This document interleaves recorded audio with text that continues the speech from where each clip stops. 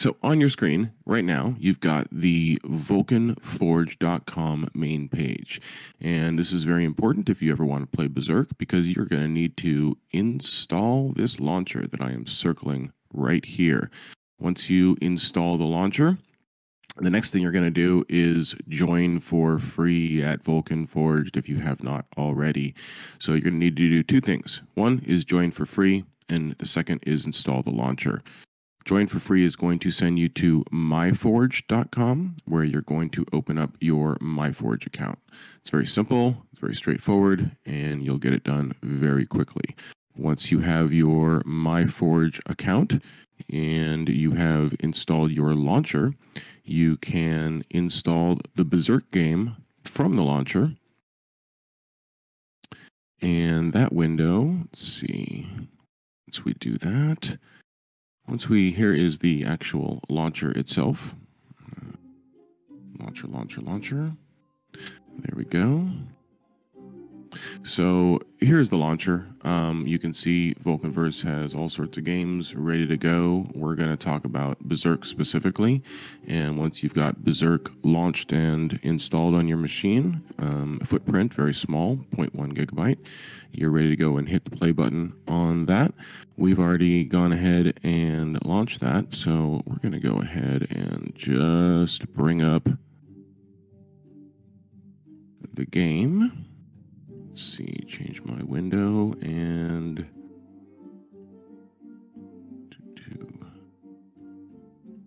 Berserk. Is this the game? There's the game. All right. So now we have launched the game of Berserk, and it brings us to this homepage. On the homepage, you've got a couple of buttons left and right. You can click on getting cards from the marketplace, join the Discord over on the right side over here. You've got some information on play to earn, as well as buying some booster packs of the new beginnings. That is the current season that we are on for Berserk. Settings up here, not a whole lot going on. You've got music level and audio level for the sound effects of the game. Usually kind of leave those just on mediums. And instead of just jumping into play, well, we could jump into play, but we're not going to jump into play right now. Let's go and back up a little bit. We can talk about your individual profile here. It gives you some information about yourself, about your MMR, your faction. Of course, Boreas is the best faction, your favorite Vulcanite, and your overall statistics about how many games you have won, lost, all sorts of fun things like that, and your favorite deck. I'm going to go ahead and close that out.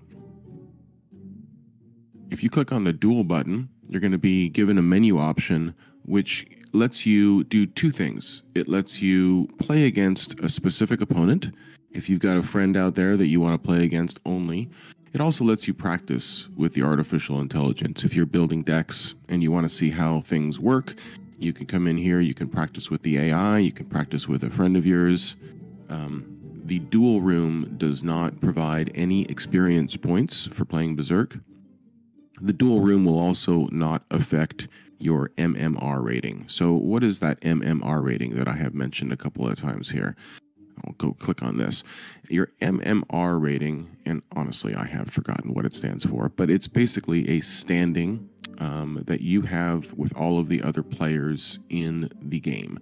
You're going to start out at a 1200 MMR, and as you defeat other players, your MMR levels will go up. As you lose, they'll go down. If you lose to a player you should have beaten based on MMR, it'll go down further. If you beat a player you should have lost to based on MMR, your rates will go up further. So it's a constant balancing of who is doing well in the game, and they try very hard when you join a online match to match up people with close MMR ratings. They don't want someone with a 1800 MMR fighting against someone with a 800 MMR. It is quite the off-balance game. So we will close that out one more time. And let's go ahead and click on this button right here that says deck. Okay, this is the deck builder for Berserk. As you can see, I have two pre-built decks in my deck holder page. These aren't pre-built in the fact that Vulcan Forged or Berserk populated it for me. These are decks that I have already constructed and have been using in the past. And let's look a little bit at the information here. The names of the decks, Overwhelm and Legendary, those are names that I have put on the decks so that I can remember exactly what they are. The heroes you can see are quite plainly obvious. This legendary deck has the Nemean Lion as its hero, and over here we have Wolf Shadow. The 30 out of 30 is indicating that out of a maximum 30 cards available, I have indeed populated this deck with 30 cards. And lastly, these flags indicate which league this deck is able to play in. So this flag right here is the legendary flag. It allows this deck to only play in the Legendary League, and over here you've got both the Mythic and the Legendary flags indicating that this deck is available to play in either or the Legendary or the Mythic League. Generally, if you have a deck that is available to play in the Mythic League, you're going to want to stay in the Mythic League. It behooves you, because if you jump up to the Legendary League, you're going to be fighting against some big boys with some big boy NFTs, and that can get a little overwhelming. So from the deck builder, we have two options at this point. We can edit one of our current decks, or we can start a brand new deck entirely. So let's start by editing a current deck, just so we can see what that's like. We're going to click on any of these decks. We've got it selected here, and then we're going to click on the edit button. Okay, it brings us in further to the deck builder, and let's see what we can see inside the deck builder. Okay, at the top right-hand corner, you've got the Wolf Shadow hero, and you've got this interesting, it's kind of like a bar curve, even though it is actually not looking like a bar curve or an S-curve at all. But it does give you a visual at a glance view of what type of cards are in your deck. The 1, 2, 3, 4, 5, 6, and 7 plus refers to the lava cost on the card. This is what I'm looking at here, top left, and we'll explain that as we go.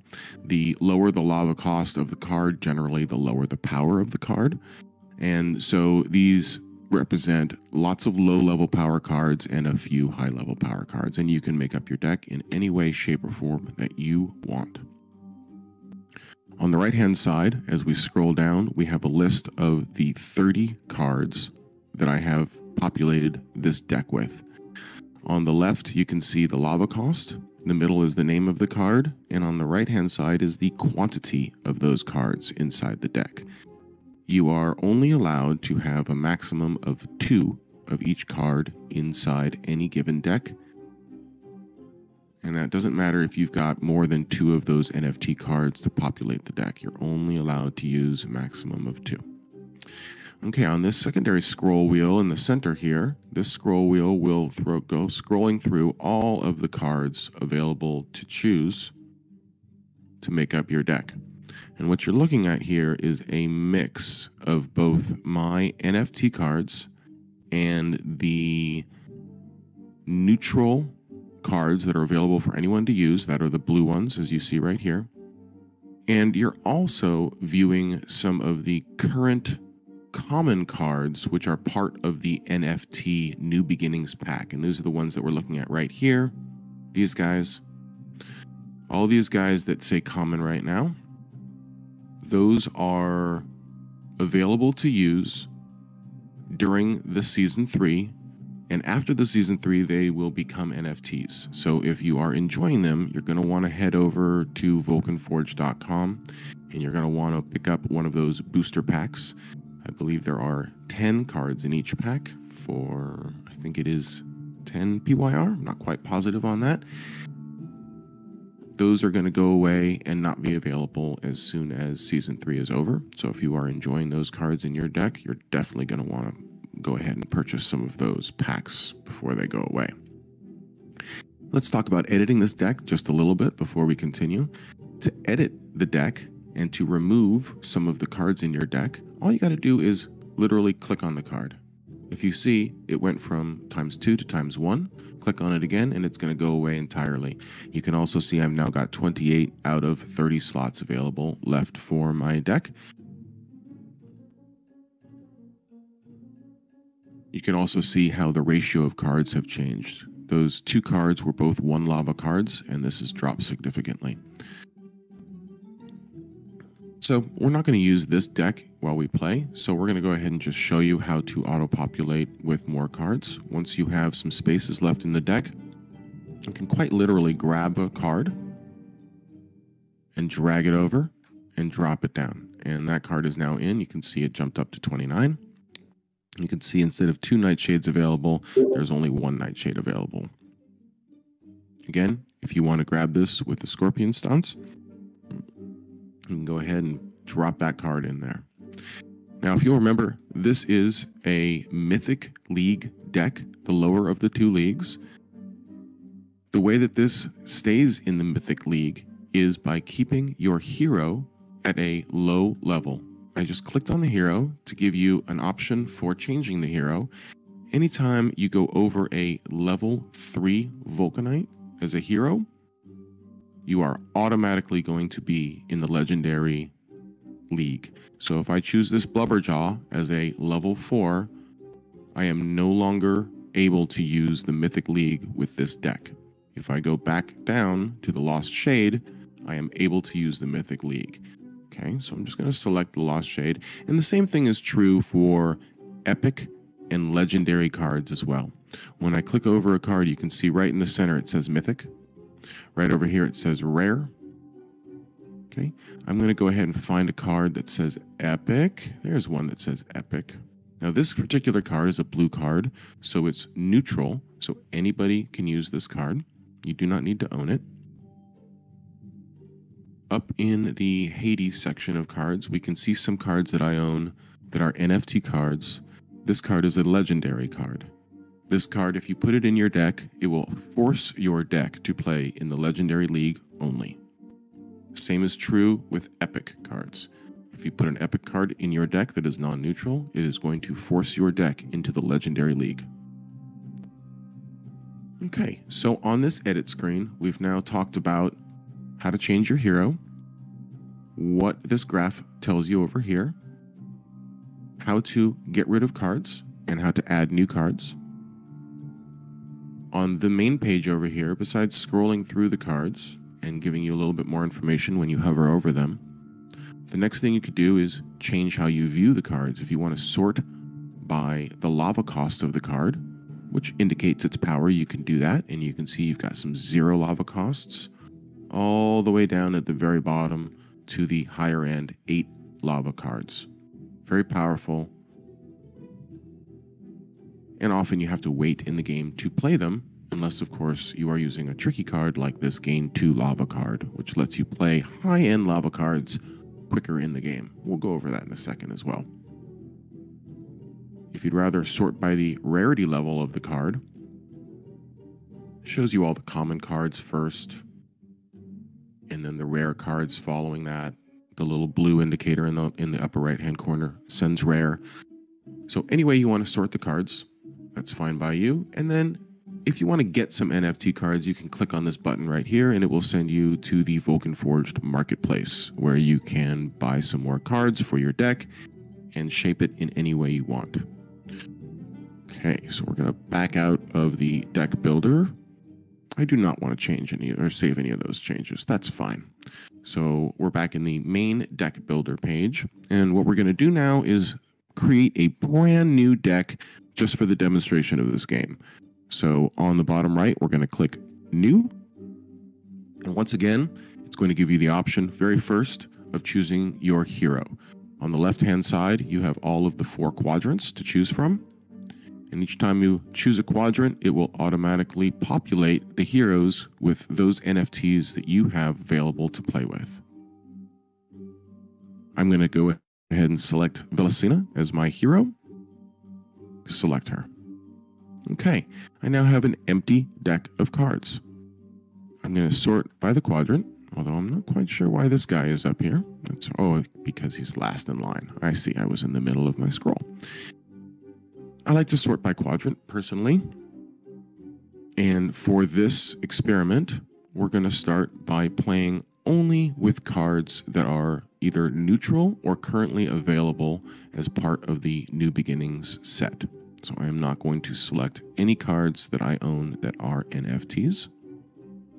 From the New Beginnings set, however, we will choose... going to choose a Reborn, the Forgotten Spartai. We're going to choose a Dervish Warrior. Going to choose a Hatchling Egg.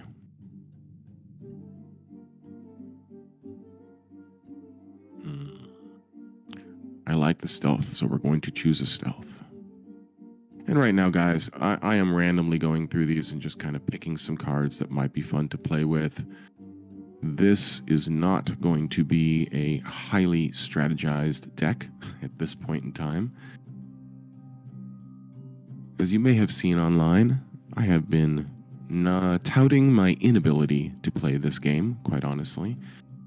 I have played lots of games of Berserk, and although I enjoy the game very much, I'm personally not a very good Berserk player. I'm not quite sure why.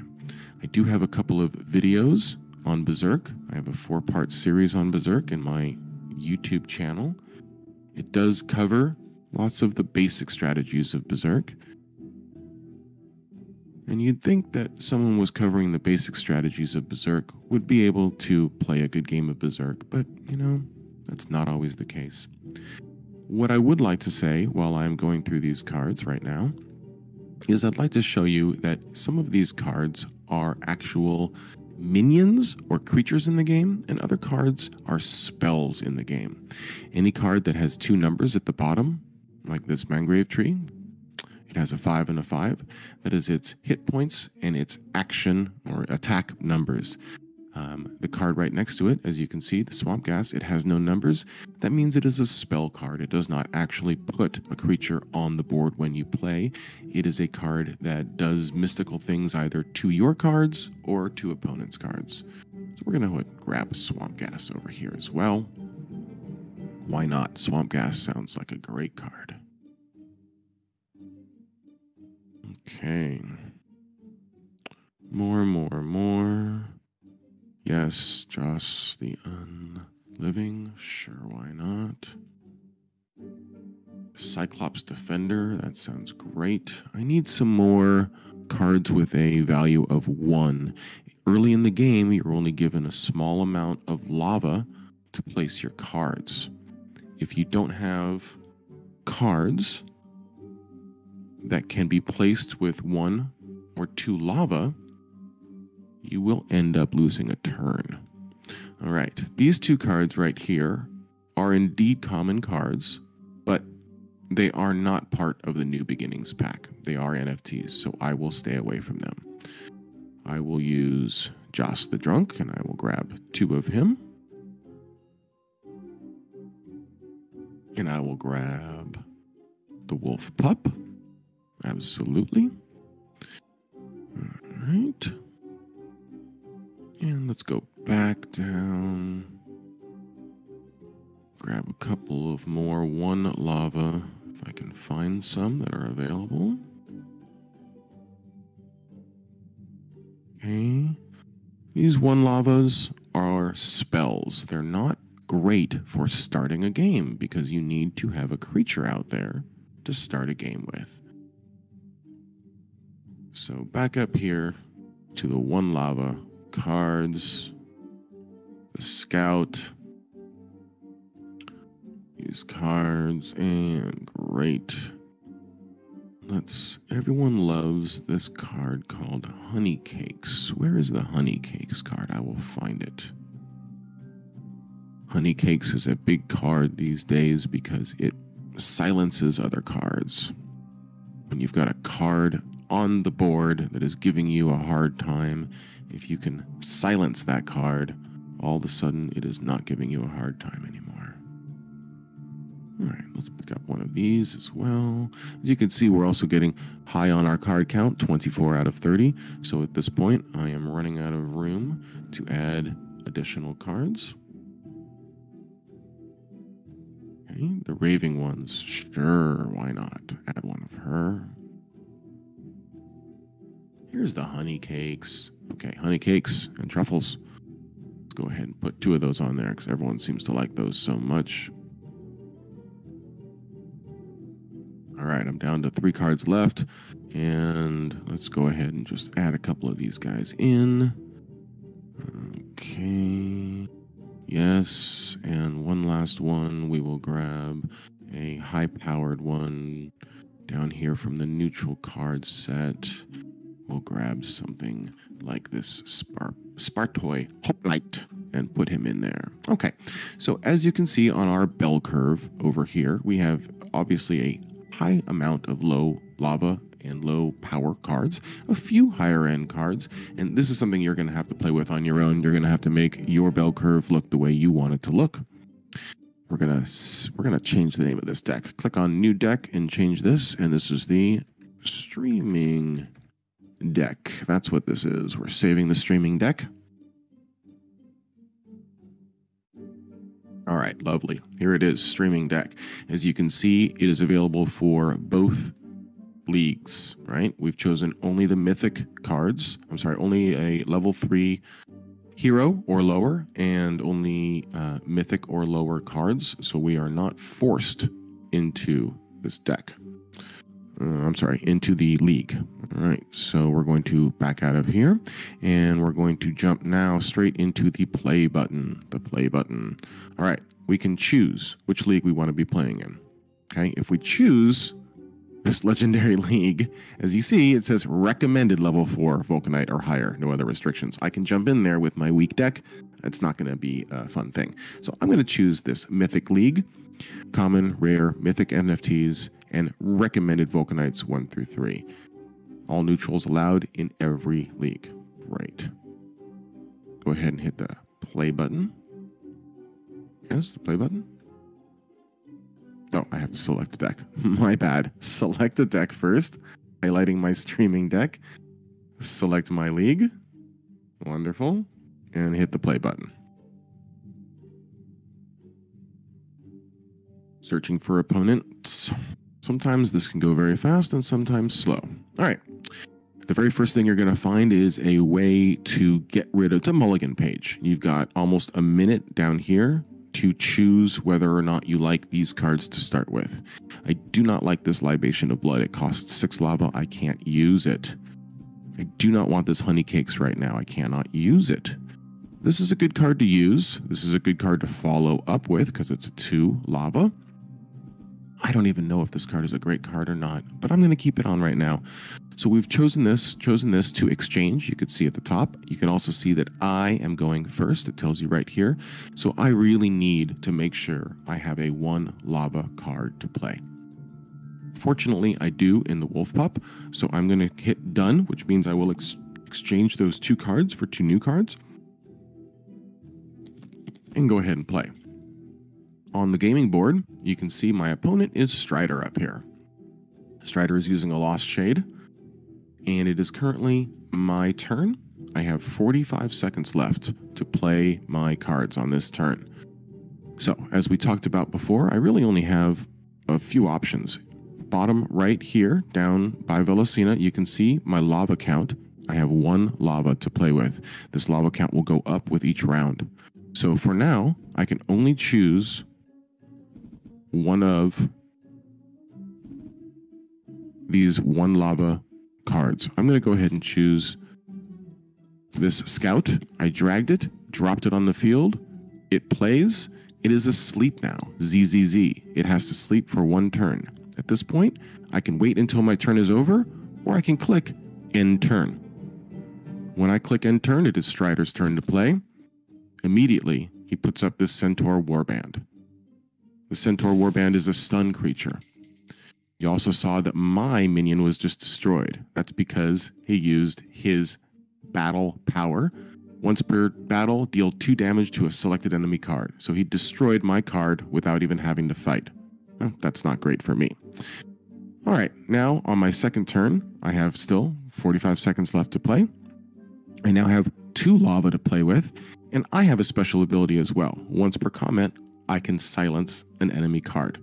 Right now, I am not going to use this. I need it for a little bit later. With my 2 lava, I can choose to send out either this card right here or this card right here. Yeah, this is not a very exciting card. It's got 1 and 1. I'm going to send it out, and when I do, it brings an extra card into my hand. Not really a useful card for me, but that's okay. At this point, I have nothing left to play. I will go ahead and click End Turn. When I do so, you can see Strider's Centaur Warband has become active. It is no longer asleep after being on the board for 1 turn, and he is able to use that card on the next turn, which he just did. He decided to hit my hero with his card, and you can see my hero damage has gone from 30 to 28, and that is done because the card that he used to hit me has a 2 hit action, or 2 hits when it takes away, 2 damage points, and then 4 hit points, if you will, remaining left on this card. Okay, so now it's my turn. I can use this card to attack any creature or currently his hero. By the way, when the hero gets to 0 power, that's when you win the game. I also need to pull something onto the board. I'm going to pull on this card right here, and it lets me stun an enemy creature. So this card, when I put it on, stunned this creature here. And because I have a 1 attack, and this card has a 2 defense, if I attack this card, I will lose mine. His card will stay. So I'm going to go ahead and just attack his creature, his hero. Why not? As you can see, as the game goes on, the number here on this is how many cards I have left, my lower right. If you hover over this, it will also tell you conveniently what card is coming up next for you. It does not give you the same information on the upper right with your opponent's cards. On the left, however, is your graveyard. It tells you all the cards that you have indeed used. Strider has not, I have not killed any of his cards, so he has 0 cards in the graveyard. Okay, let's continue. We've got 4 lava. I want to... Oh, okay, he has now placed a taunt card on the board, which means I have to attack this card first. There's nothing I can do. So I'm going to bring out my Spartoy. It's got a buff that I can increase the attack of any card. I'm going to do this, and also I'm going to bring out a Battle Pup, which also increases the attack. The only thing I can do right now is attack his taunt card. His taunt card had enough attack power to completely defeat my card and remove it from the board. And what I was able to do is get his taunt card down to a 3 defense. So Strider is quickly moving through and attacking my hero at every opportunity that he has. And absolutely, that's what he should be doing, because that's the object of the game. Right now, I cannot attack his hero because he has this defensive card up. Okay, I have a taunt card, this Cyclops Defender.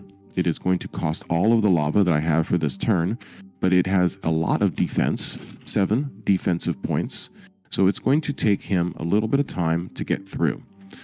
What he will do is he will use this Centaur Warband to stun my taunt card, which basically puts it to, kind of in a doozy state. And when it's stunned, any other card that attacks it will not receive damage from it. So I'm going to guess that that's what he's going to do. So let's go ahead and just click the end button and see if that's what happens.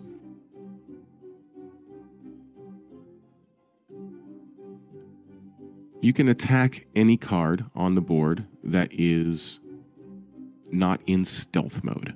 So my 2 cards right now are not in stealth mode. This card is sleeping, as you can see, and as it says, sleeping. And although the card cannot attack as it's sleeping, oh, wow, he just did something. Okay, I know what he did. Yeah. Okay, so that's a little bit difficult to see what happened there. I'm going to click on his graveyard. What he did is he used this Eye of Typhon. He silenced and destroyed my card, and he gave me a 1/1 lava golem when he did that. So he got rid of my beautiful defender and gave me this kind of crappy 1/1 golem to play with, so I really, really appreciate that. Okay, I'm going to bring up a couple cards here so I can keep going on my hand. This card that I just brought up is an undead card. It allows me to attack the very first time I put it on the board. It does not have to sleep. Remember, I have to attack this taunt card first. And also, I've got another undead card, which I will bring up, attack this taunt card. And now my golem I can use to attack his hero.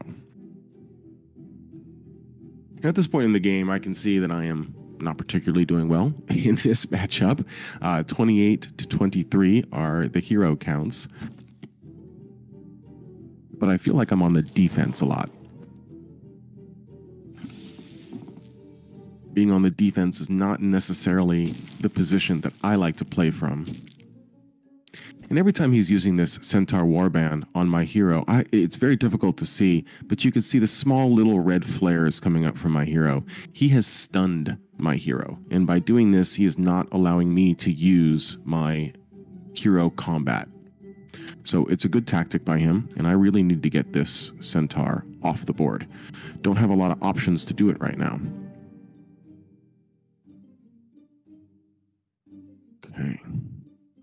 So I'm going to bring up this Spartoy. Why not? It's a fun card. It brings up an extra card, which is an undead card, and lets me do some attacking right away.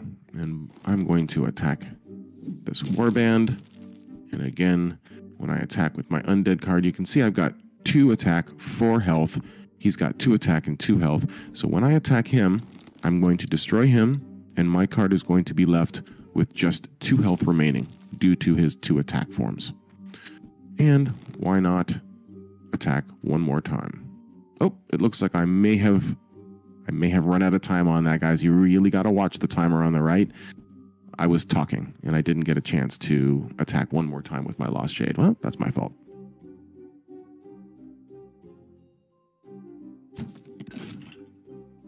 Of course, he's throwing another taunt on the board.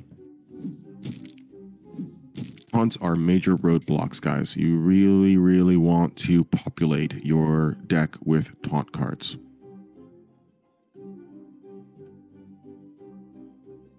Not a whole lot I can do right now.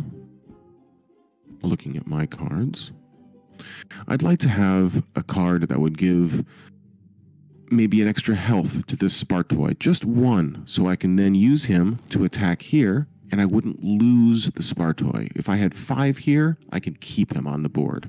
It's just not the way I have my deck set up right now. So unfortunately, we're going to have to do things a little bit more inefficiently. We're going to use the Spartoy to attack the taunt. We're also going to use that undead to attack the taunt. I'm going to use my hardwood club there. I'm going to bring out a couple of more Vulcanites and attack with my last one right before the timer ended. One of the cards that I brought out gave my hero 1 armor and 1 hit point, you can see right there. So it allows my hero to then attack any other creature. If I use my hero to attack a minion, I will receive damage. Whatever damage that minion is scheduled to give.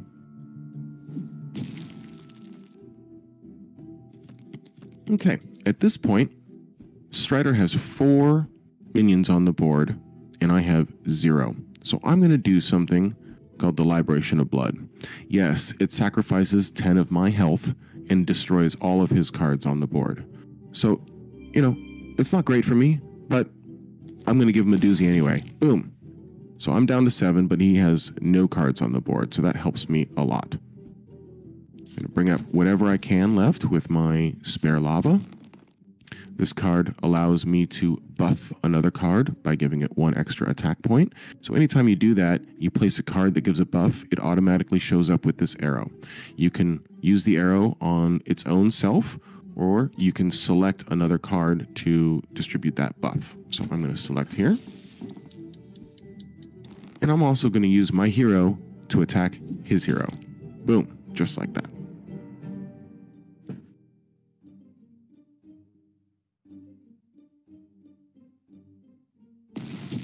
Okay, looks like maybe he used a libation of blood. I'm not quite sure. What did he do?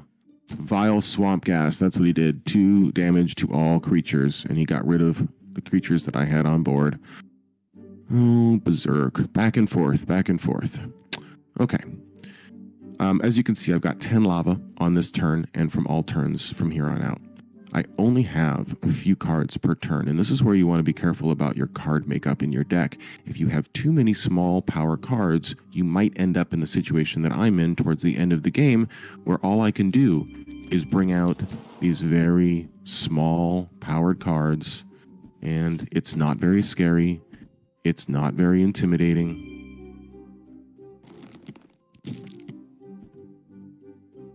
And I'm going to use my stun power as well. I'm going to stun that guy. All right. And that's the end of my turn.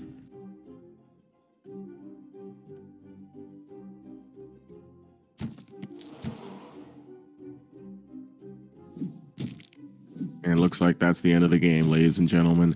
Strider was able to pull up an undead creature, which means he was able to attack me on the very first round. And, you know, he beat me. And that's okay. So I'm going to say good game, because it was a good game. So I gave him a nice commendation. Click the OK button, and I am shuffled right back out into the main Berserk page. Now at this point, what you're going to want to do is click on the deck, click on edit, and fix that deck, because there were some obvious things that went wrong with that deck. I think I didn't have nearly the taunts that I need. I didn't have any high action cards for later in the game. So there's lots of different ways you can create a deck. You can be offensive with it. You can be defensive with it. You can try to overwhelm the opponent with lots of low-powered, low-lava cost minions. You can use a high degree of spells, and you only have a few minions. So maybe you only try to protect those minions that you have on the board. Every time you get one up there, you got to keep it up there. Okay, ladies and gentlemen, that is it for the stream of Berserk. There is a lot of depth to this game. There is a lot of strategy to this game. And with the new Beginnings edition to the game, there are many, many different ways that you can choose to play this game. I think Berserk is going to be Vulcan Forge's second most popular game after Vulcanverse. So I would recommend getting in early, getting in now, getting some experience, and joining the seasons. The seasons of Berserk, the 3rd season is going on right now. It has a prize pool, minimum prize pool of $50,000 worth of PYR. So I highly recommend anyone not involved, get involved, play some games, earn some NFTs and some PYR,